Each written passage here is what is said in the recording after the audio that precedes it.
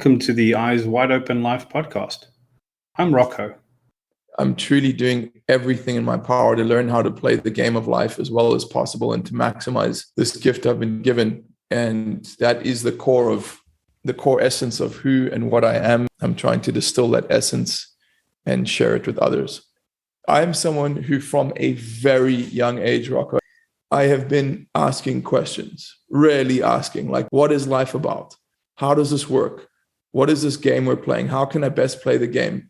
How can I get what I want out of it? How can I make sure I'm living the right life, the life I'm supposed to live?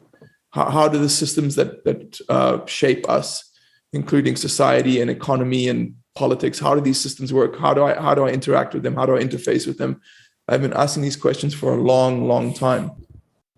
My guest today is Nicholas Gregoriades.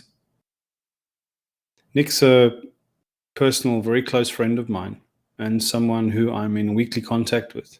And I consider him part of my family. It's been a long time coming, this conversation, because you'll see Nick and I have a lot of overlap in our philosophy of spirituality, life, success, and what it means to be a good man. Nick is someone who's so committed to transformation and personal evolution that it becomes impossible to easily classify him or draw simple comparisons. His distinct genius is in finding nearly invisible overlap between 1,000 areas of expertise, knowledge, and practice. And that overlap area, that margin of genius, is where Nick plays. Nick's had a very rich life, atypical from one that we would recognize. He spent many years traveling, teaching yoga and jiu-jitsu. He has had several life-changing experiences, one pivotal one, an ayahuasca ceremony in 2012 in Peru.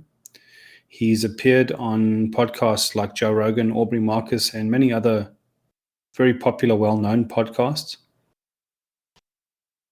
And at the moment, what Nick is doing is threefold. He's a Brazilian jiu-jitsu instructor, third degree senior instructor at Subconscious BJJ in Los Angeles. He is a men's coach, elite men's coach for entrepreneurs and highly driven people. And he's a podcaster and author as well. And this is the three projects that he splits his time between.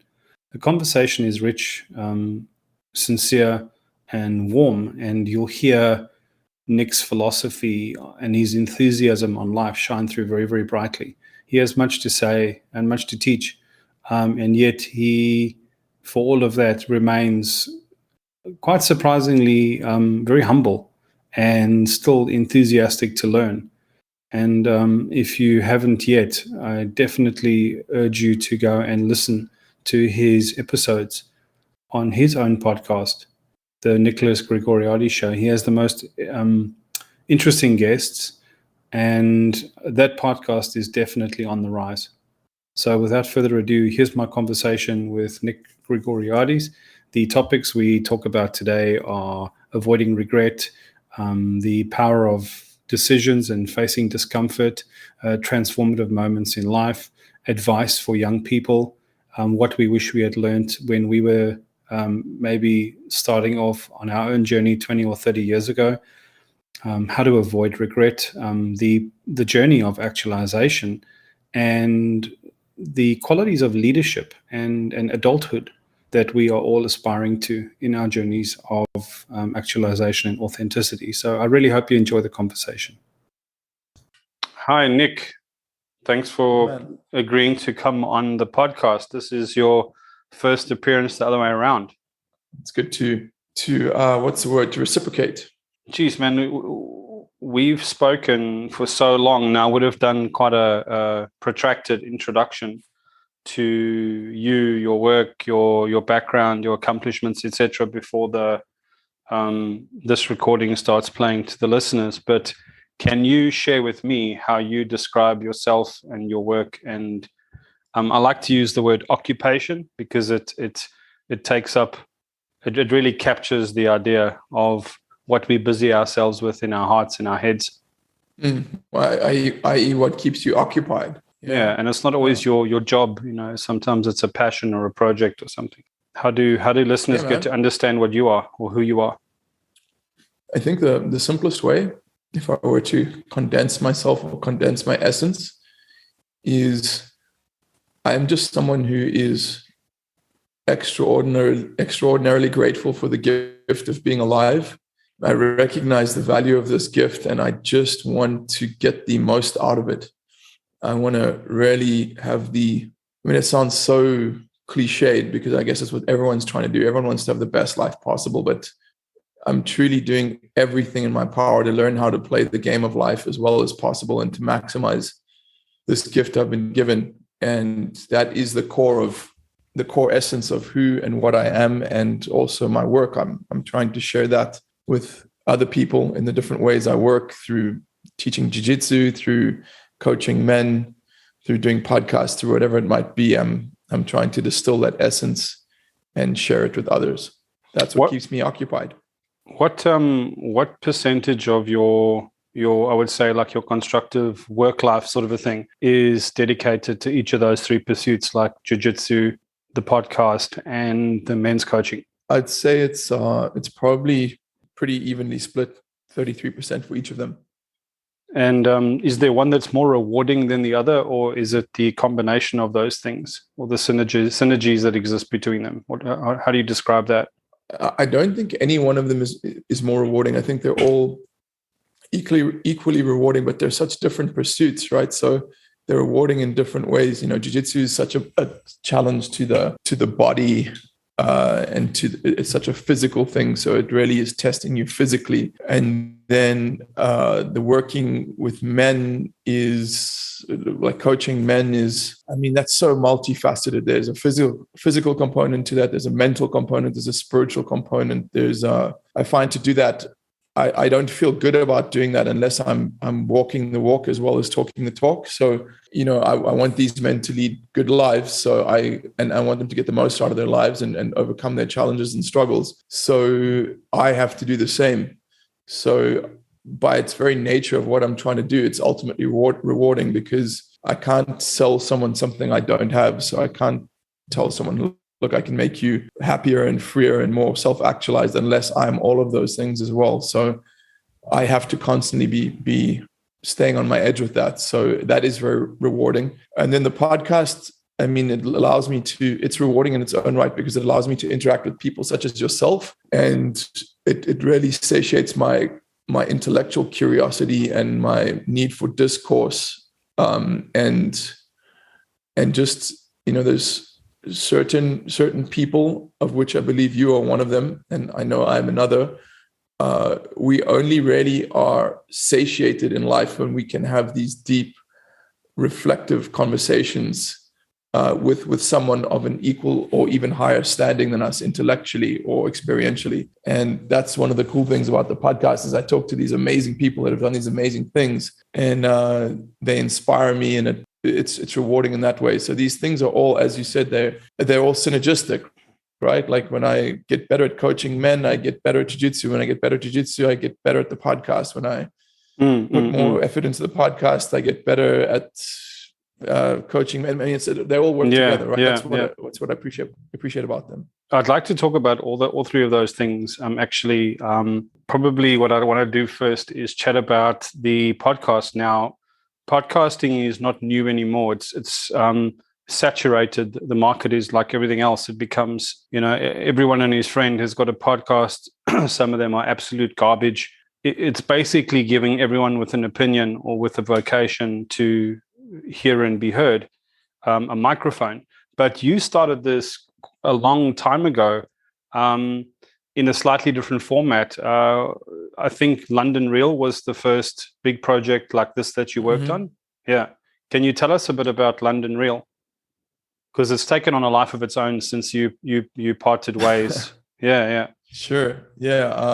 London Real was a video show on primarily on YouTube, but it obviously also had a podcast component that I did with a former friend and associate. We started in London, and it was it was around the time the Joe Rogan Experience was starting to become popular. We were greatly influenced by that, and we basically said we should do something equivalent, but from London. Like Joe Rogan's like the US based guy, and let's do a similar thing from the UK. And it initially started out as two friends just asking what I thought were interesting questions and talking to accomplished and interesting people. And you had some really incredible guests on there, right? Like impressive guests. Yeah, we did. No, it was good. It was I learned a lot that I used even now. And looking back, I can see that was a very informative and important time in my development as a human being. Now, some of those guests, I mean, people would die to have the opportunity to interview people like that, of that kind of varying sets of life experiences and insights. And you give us some of the most like high-profile ones that would make people's ears sort of perk up or take a listen. I mean, I can tell you the ones I enjoyed the most. I don't even know if I can remember 5 off the top of my head, but the ones I enjoyed the most were Graham Hancock was excellent. So he's the author of Fingerprints of the Gods. Yep. Yeah, a very unique thinker who has some, I know you don't like when I use this word, but fascinating theories on the origins of our species. Yeah. Like, I mean, they really are. If you read his book, are fascinating. It's fucking mind-blowing. Yeah. He was great. Then I also really enjoyed Dorian Yates, the former Mr. Olympia, one-time greatest bodybuilder in the world. He was wonderful. He was what he discussed and shared with us was totally unexpected. I didn't realize he was into psychedelics and asking the deeper questions. You know, I just thought he was, I honestly thought he was just going to be this tough, like meathead isn't the word, but like I just thought he'd be this like kind of a jock one-dimensional. One dimension, and he was actually super smart and super interesting, and really enjoyed him. And then the Tim Ferriss episode was pretty good as well. Tim Ferriss's book, The 4-Hour Workweek. I always tell people I read that book before it became a phenomenon. I was already thinking in that way. Like I was. What year was this, more or less? London Real was in 2010, I think. Late 2010 we started, if I'm not mistaken. So that's like a good 12 years ago around. Yeah.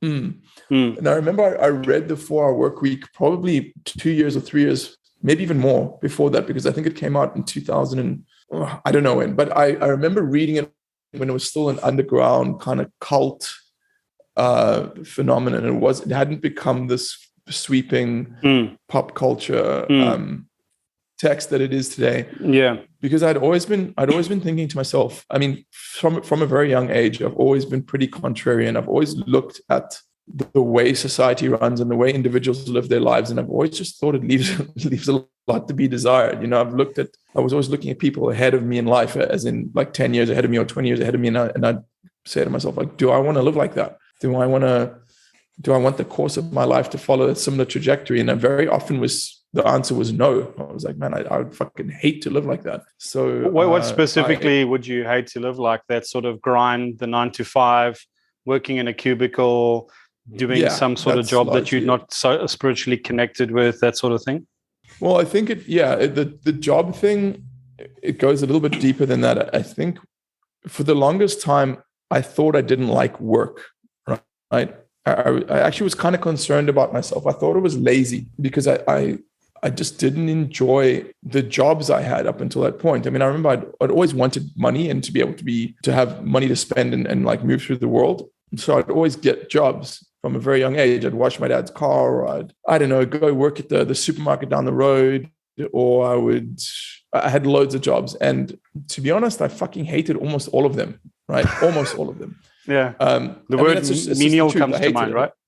Yeah. I remember thinking, I know I'm not the smartest guy in the world, but I'm pretty sure I'm a smart guy, right? Like, and generally the person above me, they just weren't as smart as me, right? Like they were just stupid a lot of the time. Sometimes they were smarter than me and they were cool people, but most of the time they weren't. And part of it was, I just hated doing things that were I just felt like they were a waste of my potential. Another part of it was I was just immature and I lacked work ethic. That if I'm brutally honest, there were times when I just sucked it up and been like, this is good for you. This will build discipline, right?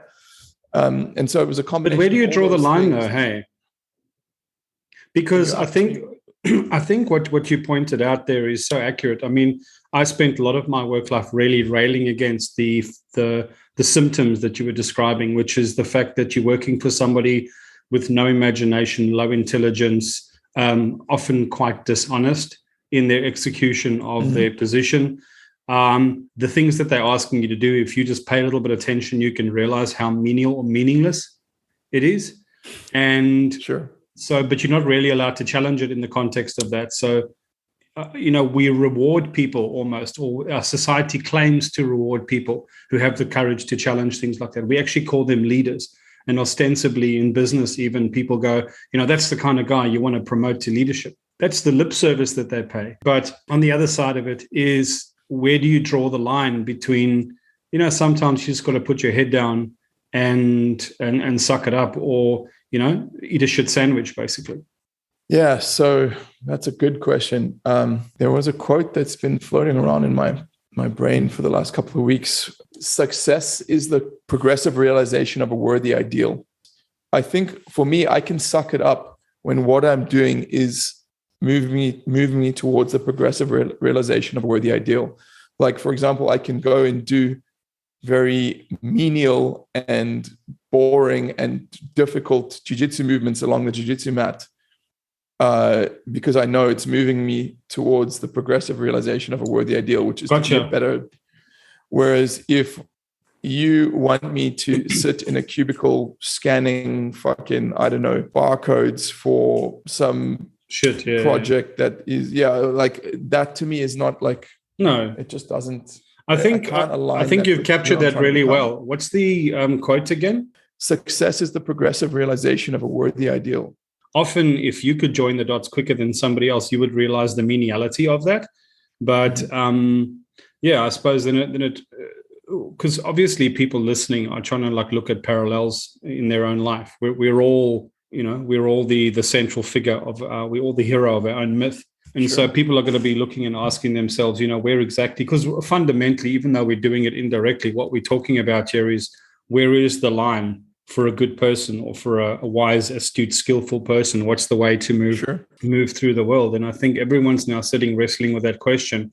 Where is this line between meniality and just the courage to endure drudgery, basically, in the service of a wise outcome?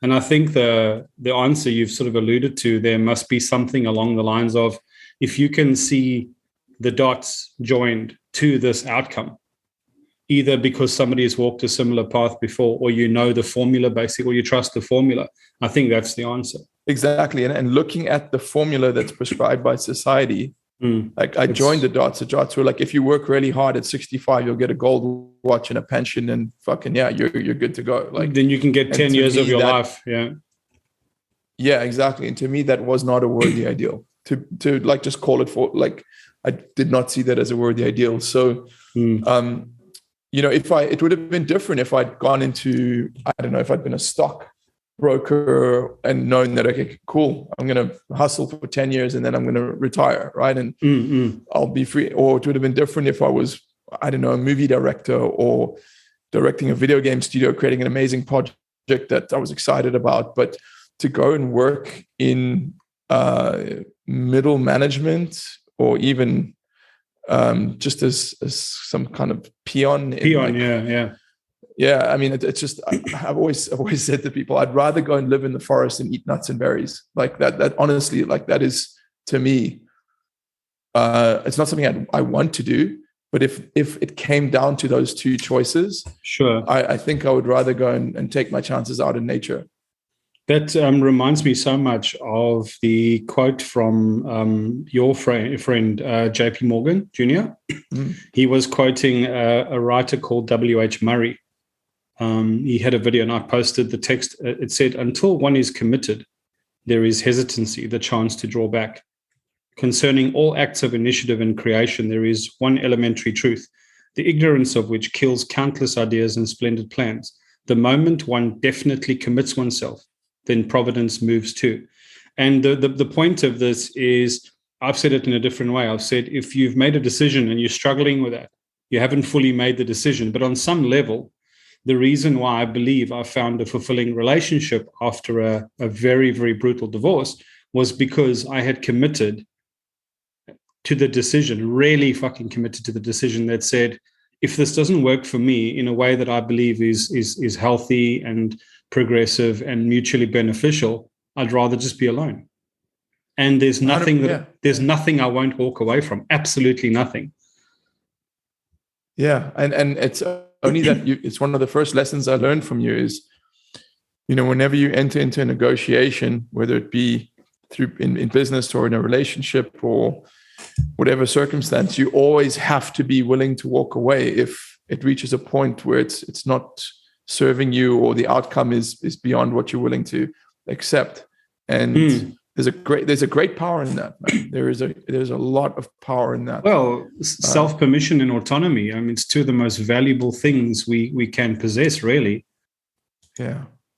This idea, I actually sent you that quote about commitment.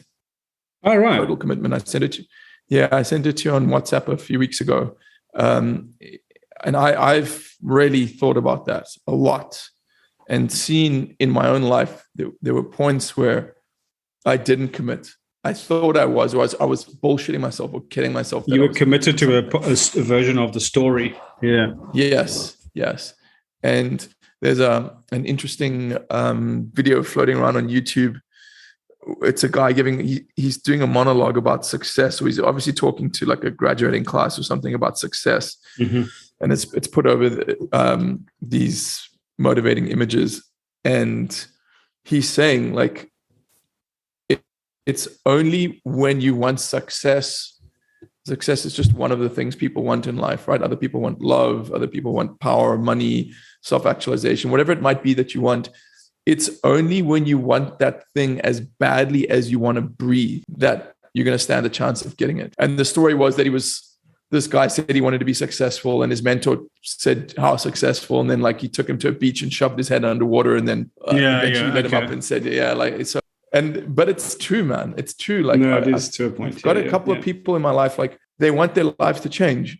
And I just know they'll never change because they're not committed. They don't want it bad enough. Yeah. They want it enough until it gets a little bit uncomfortable and they have to do something a little bit hard to get it. And then it's like, no, okay. No, that I don't want it that much. I don't want it that much that I have to miss TV tonight or I have to endure discomfort. Yes. Yeah.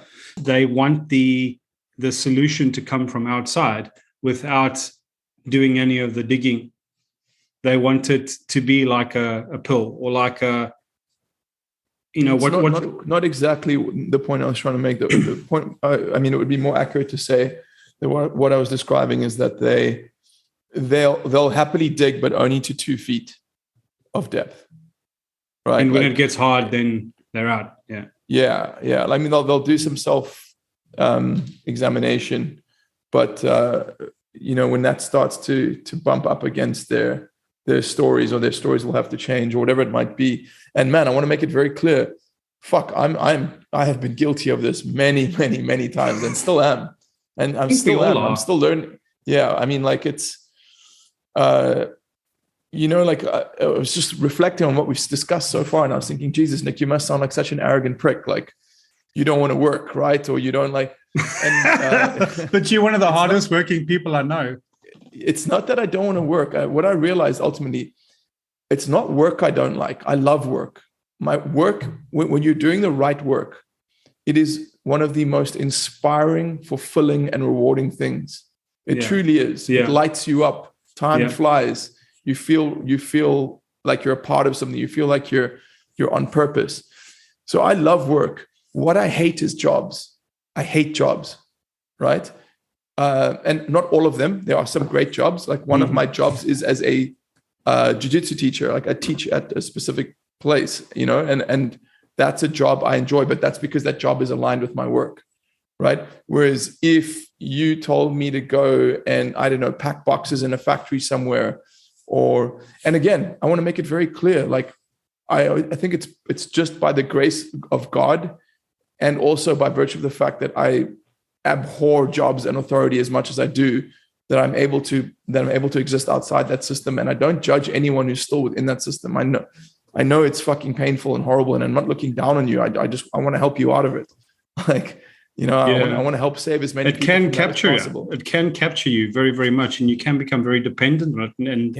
And you've had to live outside of many circles of acceptance because of that, but that's a sacrifice you made. Sure. Yeah. The one thing that you mentioned inadvertently a couple of times is how X is aligned to Y and how this is aligned to your principles. You've actually got a book out, which is in its second edition, called Aligned. Can you tell us a bit about that? Who's the designed audience, and what part of your sort of life, energy, and philosophy have you poured into that? Thanks, Rocco, for asking. That's a great question. The audience would be me when I was if I could have given myself, the young Nick, the 15-year-old Nick who was just trying to figure it all out and starting to ask these deep questions. If I could have gone back in time and said, "Hey, dude, read this thing," man, there is no telling how far ahead I'd be now. Truly, like that is I'm someone who from a very young age, Rocco, and I think you're the same. I think it's one of the reasons we get on so well. I have been asking questions, really asking, like, what is this fucking thing about? What is life about? How does this work? What is this game we're playing? How can I best play the game? How can I get what I want out of it? How can I make sure I'm living the right life, the life I'm supposed to live? How do the systems that shape us, including society and economy and politics, how do these systems work? How do I interact with them? How do I interface with them? I've been asking these questions for a long, long time. And, I haven't found all the answers, but I have found some. And largely through trial and error, through study, because I've read a shit ton. And also I've been lucky enough to be friends with people way smarter and more actualized than me. And one of the gifts I have, and in fact, it's not even a gift, I would say it's a skill that I cultivated, is I'm observant when I move through the world. I'm always watching and looking and questioning and listening and taking it in and trying to learn as much as I can. And so what Aligned is 20 of the most important principles that I discovered during the course of my life on how to play the game of being human, of being a human male, as well as you possibly can. And I wouldn't say it's the definitive list. I wouldn't say it's an exhaustive list. And I wouldn't even say it's a conclusive list, because I'm still learning and still coming to profound realizations, largely also through the work that I do with you. But I think it's a good starting point for any man who wants to be happier and more fulfilled. I think it's a good manual to start with. Yeah, it's it's an impressive piece of work, and I like the fact that your chapters are quite conversational and digestible. It's not a dense read, but it's also by no means trivial either. Can you give us a couple of the highlights? Like, what's the kind of things? What are the sort of typical chapters or the typical concepts that you cover there? So they range from the very, I don't want to say surface, but I guess they range from the straightforwards. There's chapters on, physical health, including working out, how to take care of your physical vehicle. There's a chapter on money and what money symbolizes and how to have a decent relationship with money.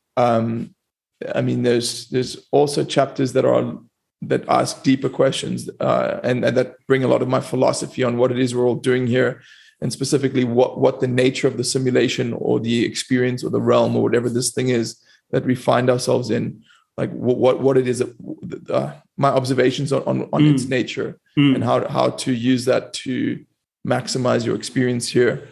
And then there's also, I guess, as the book progresses, it gets more and more philosophical. There's, I believe the most important chapter is the last one, chapter 20, which is all about learning to love yourself unconditionally, which is which you learned the hard way. The hard way, man. And largely thanks to you as well, and some of the ways you helped guide me to that realization that, man, at the end of it all, you can have all the money, all the wealth, all the power, the best job in the world, an amazing family, but if you don't love yourself, it isn't worth shit. That's different to having an overstated sense of esteem about yourself. It's very different. Yeah.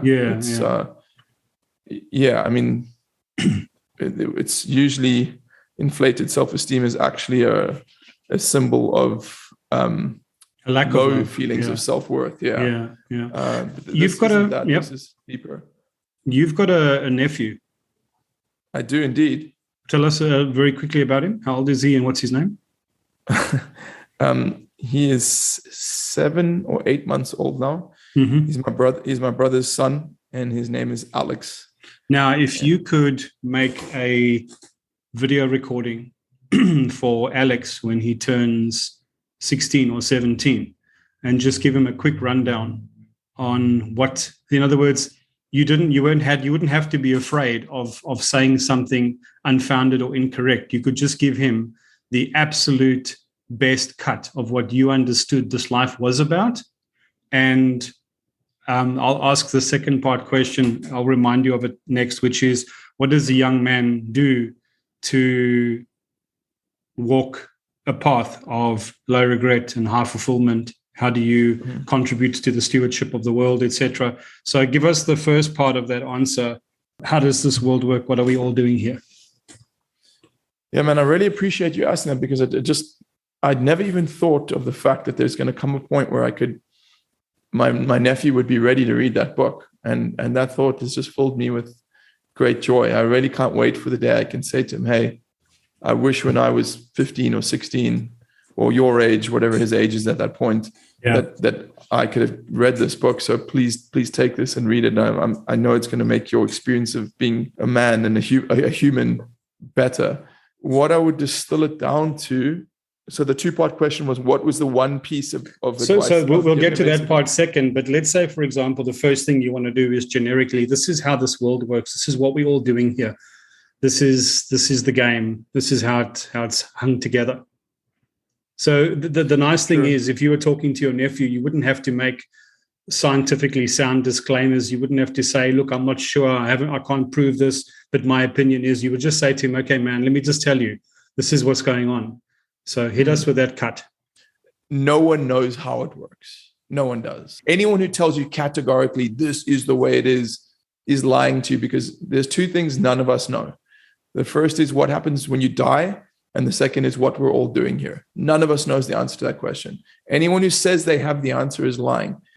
I'd say, Alex, as far as I can tell, this world is a mirror, and it is always mirroring who and what you are back at you through the people, circumstances, and events in your life.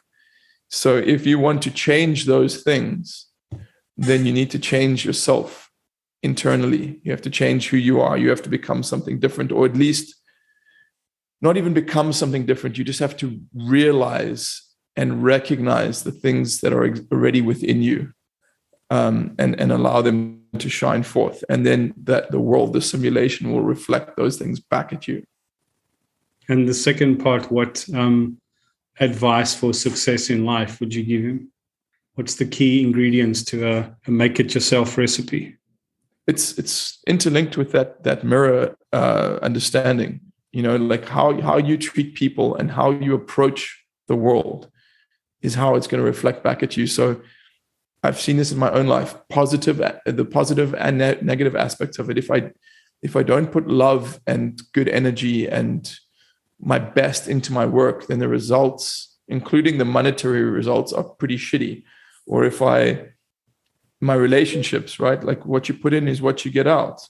So, man, go and give, like project good energy, put good things out there, be a good person, love people, like put love and good positive energy out there. And that's what you're going to get back.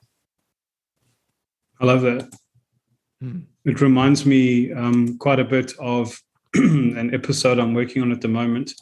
Somebody asked me if I had to pick my 5 highest values, what would they be and why? And obviously the first thing you have to do is qualify what values are. which sounds like a strange thing, but but values to me in this context specifically are the things that we choose, the things that we lean towards, that require us to defy weakness or impulse, to override our base natures. The qualities that make us these works of art and works of effort rather than just simply works of nature, and the things that define human beings, especially when we think of great human beings, great souls. And there were 5 that I raised, and the third one was this one of generosity that you're mentioning. Because the world that you came out of, everything, the creative principle, the benevolence of the universe, nature, the sun, the earth, it's just one of sheer generosity. Yeah. The gift of being, the gift of life, right? And you were given this gift of life by creation. Yeah. And I guess that if I could have another 5 or 10 minutes with my nephew. The video's as long as you want, man. Yeah, I'd say to him, like, I really believe everything is energy. I mean, physics tells us that everything is on, a subatomic level and different expressions of energy. And yes, but I think there's more to it. I think there's energy. I'm talking about something a little bit more subtle than just, the scientific. I know what you mean. Like this, it's not just electric and magnetic. Yeah. Exactly. That's what I was trying to say. And we speak about this often, you and I. And it's this idea of frequency. We're all vibrating at different frequencies. Everything, every person, animal, rock, flower, everything, every phenomenon. It's everything is energy that has a specific frequency. And man, you've really, I've noticed the older I get, that dictates everything. That's largely it's correlated with the mirror understanding, which is that if your frequency is shitty, if you're operating at a low vibration, then you attract low vibration stuff to you, right? And you will see the world through that. Yeah. What did Jim Carrey say? Your eyes are not just viewers, they're also projectors, and you are overlaying a version of the story onto everything you see in front of you. Yeah. Absolutely, man. Yeah. So I do a lot of work, a lot of my work with myself at this point it's all about frequency. And if you had told me 10 years ago or 5 years ago even that this is what I would be spending 2 hours every day, every morning, trying to change my frequency, I would have said, fuck, I'm going to turn into a crazy hippie, right? Why would I go down that path? But honestly, man, I see it. It's incontrovertible to me, right? Which is that, or the idea is incontrovertible to me, which is the idea that how you vibrate just changes the way you move through the world and changes what comes to you. So if you're angry, or if you're jealous, or if you're sad, or if you're afraid, fearful. Like fearful is probably the biggest one. But if I look back at my life, man, and I see, I lived most of my life as a very afraid person. We all do. Yeah.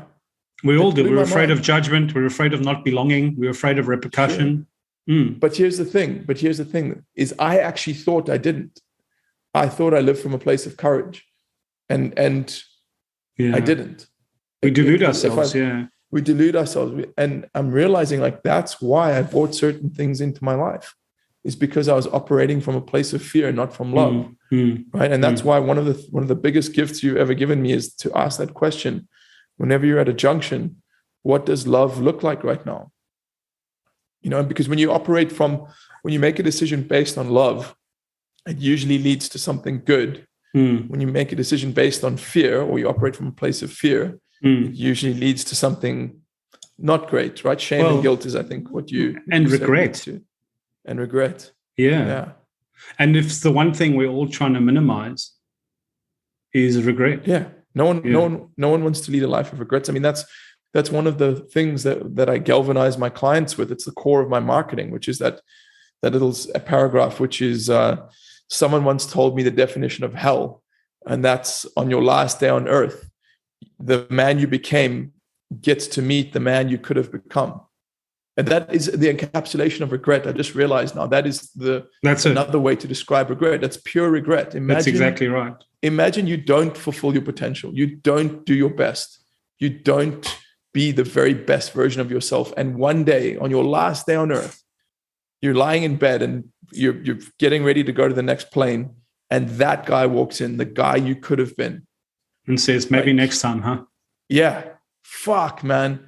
That, to me, truly, that is the definition of hell.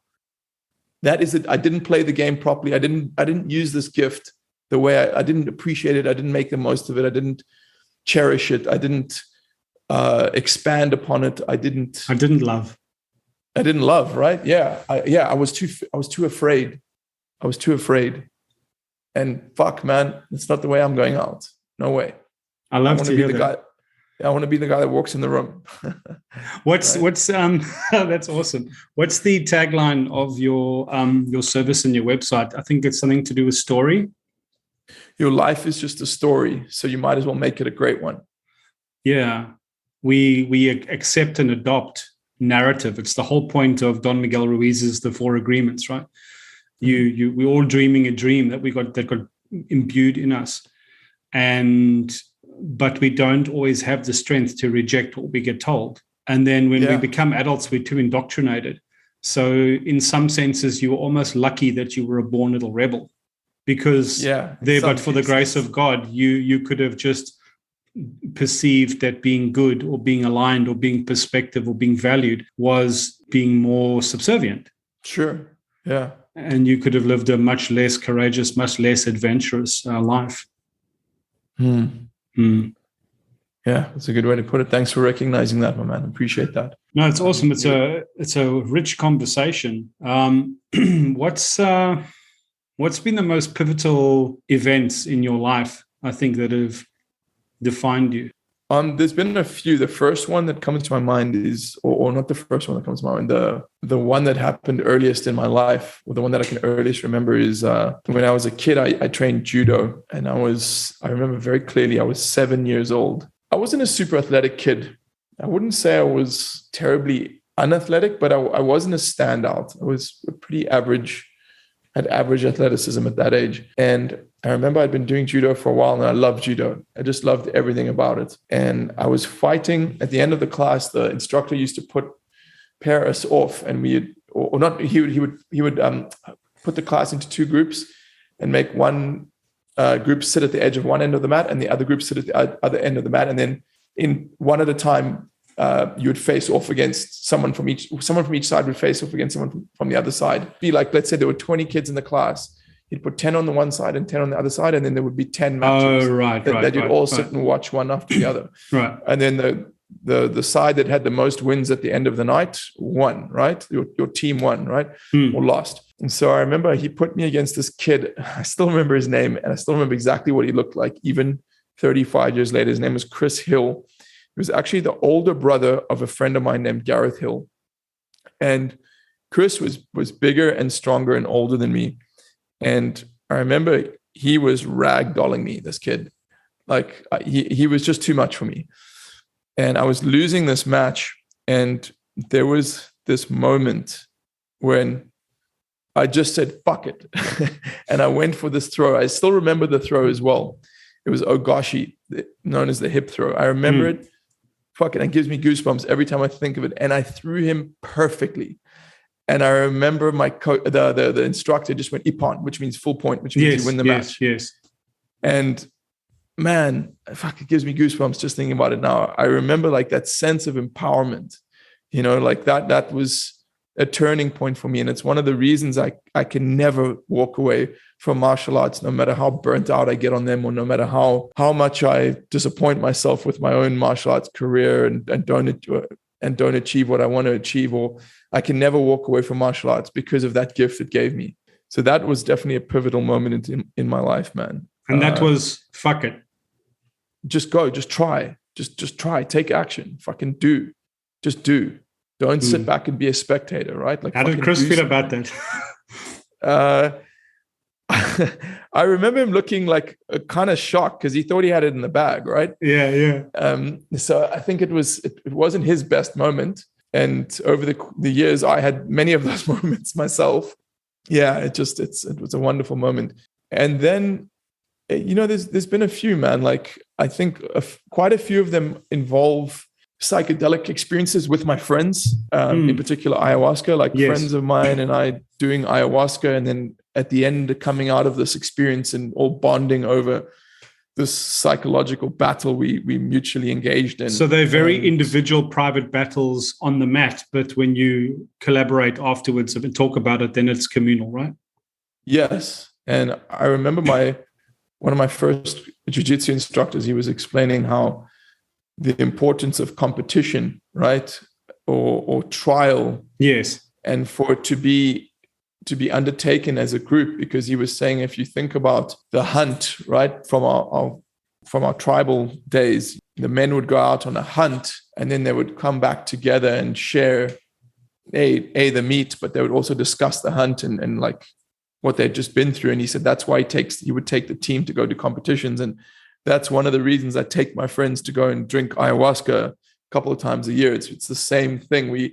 It's fucking hard and it's fucking scary, and we go and do this thing together. But afterwards, the real reward, the real joy, bonding is bonding and sitting down. And you and I have done this together. And you remember how great that was when the four of us went and did that session in South Africa, that ayahuasca session. It creates a bond that I don't think there's many other things besides war that can actually create a bond like that, man. War or otherwise intense physical they're definitely trials. Yes. Yeah.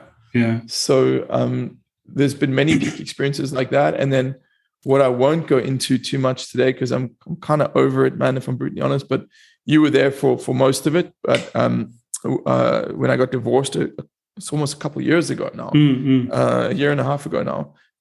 That was an excruciatingly uncomfortable, but clarifying, clarifying emotional. Let's have a different angle on that, because as you say, it's been done to death. Let me ask you two questions. First of all, what would you tell young Nick, or any young man, or any young person, man or woman, basically entering the idea of marriage, to give them a better chance at right-mindedness or maybe even success?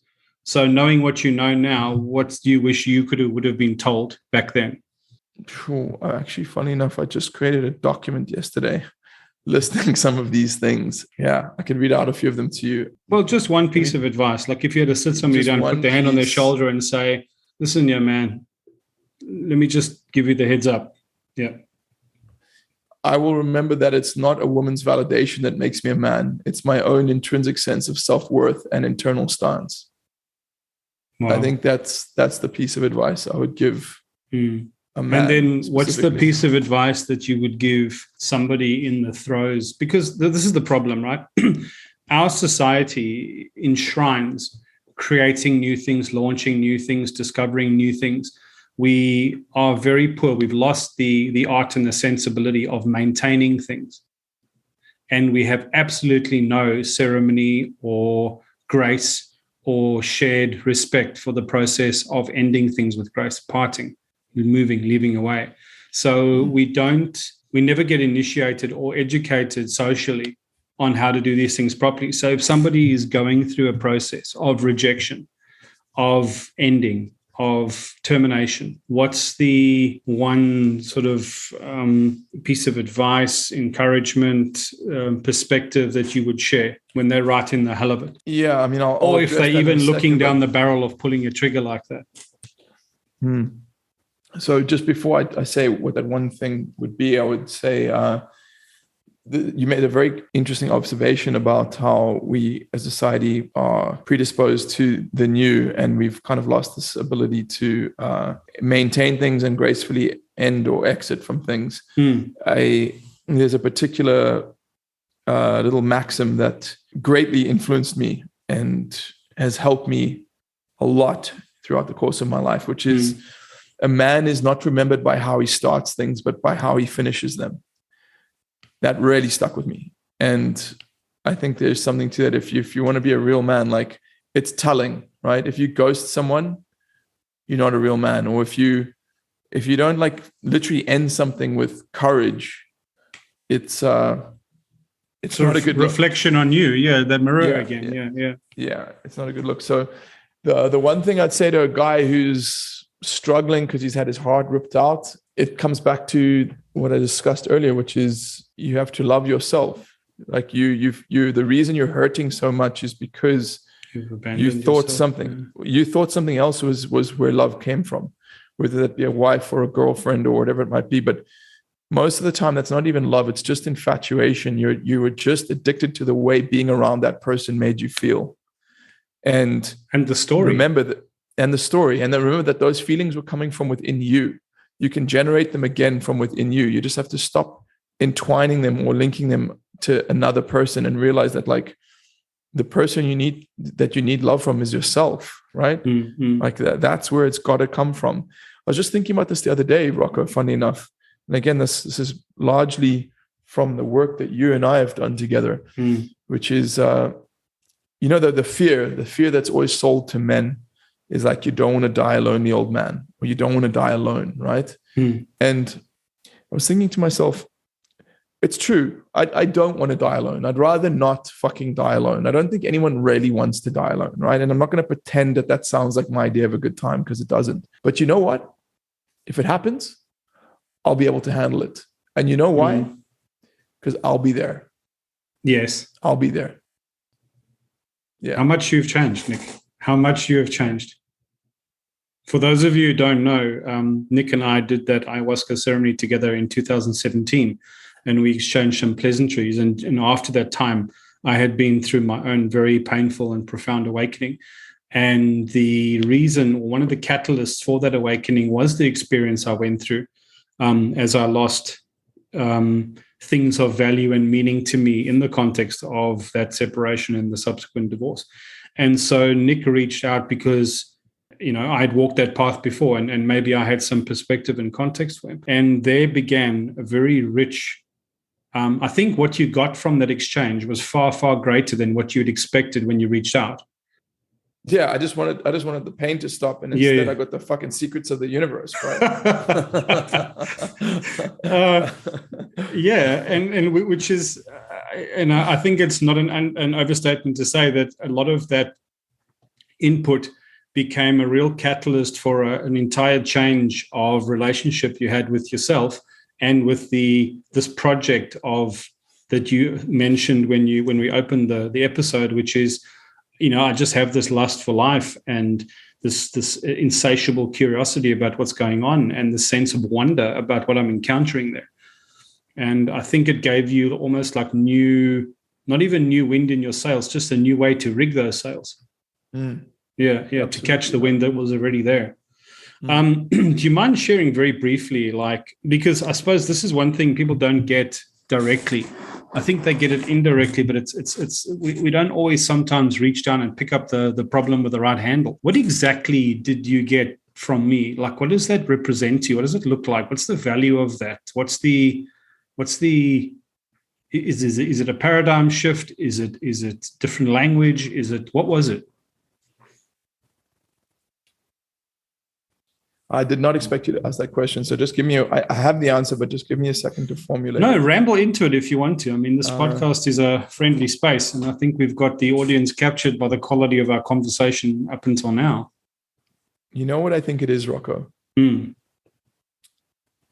mean, I can't just point to one thing. It's been... Well, say a few things then. But the thing that comes to mind first, though, is... You're a man. You have courage. It brought into stark relief just how much of a boy I was, even at 39 or 40 years of age when that happened. When I saw your stance to things and how there's no mind games, there's no bullshit, there's no there's no pretenses, there's no dishonesty, there's no like tiptoeing around something. You just fucking call it out and you go head on into it, even if it's uncomfortable, right? And that, to me, is the biggest thing I've received from you is that reference point, that a model of leadership. It's a model of leadership. It's exactly a model of leadership and a model of a way of being. And I'm not there yet, but goddamn, I've come a long way, and it's excellent, and I'm truly grateful for it. That's a beautiful way of putting it. I suppose the word we're both scratching for here is the archetype of the father, not the weak, busted, broken, aged men the figures that we've encountered in our lives, the shadowed versions of we see in other people. It's the principle we've been looking for that causes us the disappointment when we haven't encountered it. It's the stoic leadership. It's the leadership that looks like love always. It's the refusal to be weak. It's the refusal to make excuses. It's the thing we wanted to always to learn from the principle of the father. Yeah. And I say, if leadership does not look like love, it's not real leadership. And if love does not look like leadership, it's not real love. Fuck, man, yeah. One of your many incredible insights, and what a gift it is to know you, Rocco. Yeah. What a gift. What a gift, brother. Thanks, man. It's something I never take for granted, man. Never. Yeah. You sometimes just out of the blue, you'll like text me or you'll send me a voice message and you just say, I appreciate you so much, bro. But then I hear you talking to the guy at the gas station saying, I appreciate you, man. And so it's different. I thought you were just being kind. But I don't always realize, I suppose, the impact that this generosity has on people. And I mean, you must have the same. The amount of people you've taught in jiu-jitsu and given them a sense of leadership and permission, and the work you do with your clients, and the grace that you hold your interviews with on your podcast. Your podcast, by the way, you've rebranded it. It's called the Nic Gregoriades Show. The Nicholas Gregoriades Show. Nicholas Gregoriades Show. It used to be called Liberation Mentor, but you can easily find it on. I'll put links to it at the end of this episode. But the way that you conduct yourself, you hold ground. You don't ever claim to know things that you don't know. You're prepared to challenge people. You give them kudos for their efforts and their ingenuity, but you also happily put your own thoughts on the line. And that's a kind of vulnerability. And that mix, I think, you're affecting lots of people's lives. Thank you, brother. And we don't realize sometimes the profound effects that our generosity and integrity and authenticity is really having on the world. So sure. Yeah, brother. Well, long may it last. Yeah, long may it last. Okay, Nick, I think that's coming up on your hard stop. You've been very generous with your time, and I know it's you've probably got a few things on this evening as well. So I'm gonna wrap it up there. I don't know if there's anything else you want to share just before we stop the recording. No, not at all. If you want to know more about my work, head on over to coachnicg.com. It's COACH Nic NIC.com, and you'll get a free copy of my book there as well if you want. And you can find links to my podcast and connect with me. That's the center of it all. And just for the listeners, everybody and his friend at the moment is a life coach. And I often say to people, when everyone is a life coach, what are we going to do then? Because you can get a certificate online for like a 2-week course. But the one thing that distinguishes Nick as a life coach is a lifetime career in the highest level of performance, competition, and instruction of martial arts, specifically jiu-jitsu, which is a no bullshit martial art. His entrepreneurial experience, his life experience, his leadership experience, and his understanding and expertise around different modalities of wellness, healing, meditation, yoga, breathing, working out, fitness. It's just an incredibly impressive range of understanding and expertise, and that just brutally distinguishes itself from it's almost a shame that you have to share a name like coach with an industry that's devalued the word so much. I know, brother. That's actually why I was using the phrase liberation mentor to describe my work initially is because that word coach has been, as you said, so devalued. But every now and then one of the students, I walk on the mat and they go, "Hey, coach," and it like puts a smile on my face, and I realize that's what I do. That's what a coach does, is he motivates people to get the best out of themselves. And the thing that differentiates me is not that I'm a martial arts master; it's that I'm a student. I am the consummate student of the game of life. You absolutely are. One thing I try and explain to people is that everything that we understand at the moment is undergoing a paradigm shift. Our hierarchical structures are going to fail and break. And we are never going to go back to a village life, but we're going to go back to a different set of self-permission. And when that starts happening, or the more that keeps happening, the more people are trying to understand how to navigate life in the complex terms that we face at the moment. There is literally too much for any one single person to become an expert in, because they're so busy trying to do so many other things. And what seems like a banal, ubiquitous service, when it comes to someone like yourself, becomes an absolutely, absolutely vital, essential service that is almost priceless. If you ask somebody, what would you pay to be given the right advice on diet, fitness, spiritual perspective, yoga, breathwork, energy, interoception, self-relationship, money, finance, etc. Yeah, what else is our money for if not that?